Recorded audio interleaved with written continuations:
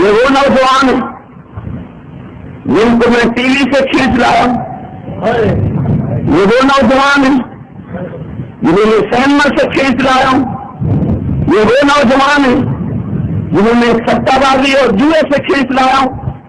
تمہارے معاشرے کے نوجوان ہیں، تم غافل نہیں ہو، ان کی راتیں اور دن کھیل اور تماشے میں گزرا کرتی تھی، اور آج یہ وردی پہنی، صرف ٹوپی پہنی، صحابہ کی عظمتوں کے بورڈ اٹھائے، چوکوں پہ نعرے لگاتے پھر رہی، کیا اب بھی تم ان کی حیا نہیں کرے گی؟ اب بھی تمہیں شرم نہیں آئے؟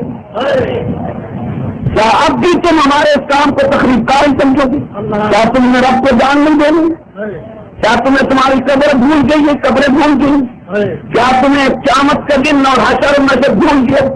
کیا اب بھی تمہیں یہ برائی نظر آتی ہے؟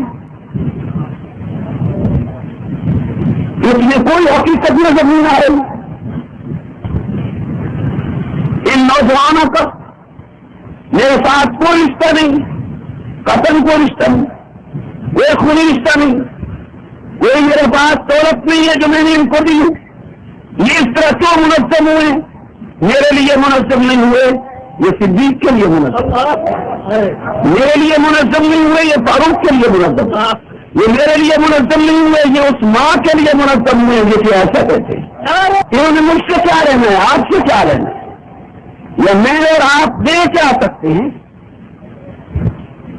اب بھی میری جماعت کے دو ذمہ دار رہنما 2.25 سال سے جیل میں، 2.25 سال، اور معمولی سے کیس میں نہیں، 302 کے کیس میں، جس میں ایک ملزم میں بھی ہوں اور ضمانت کے باہر، اور ان 2 کی ضمانتیں بھی نہیں، 2.25 سال کے اندر ہے۔ کیا ملک کے طول عرض میں کہیں آپ کے کان میں آواز آئی ہے کہ انہیں معافی نامہ لکھا؟ کہیں آپ نے صدا سنی ہے کہ وہ اندر رو رہے ہیں؟ کیوں؟ وہ کس لیے اس مصیبت میں الجھ گئی ہے، اور کیوں اس کی ثابت قدمی کے ساتھ ظلم و ستم کی چکی میں پس رہے ہیں؟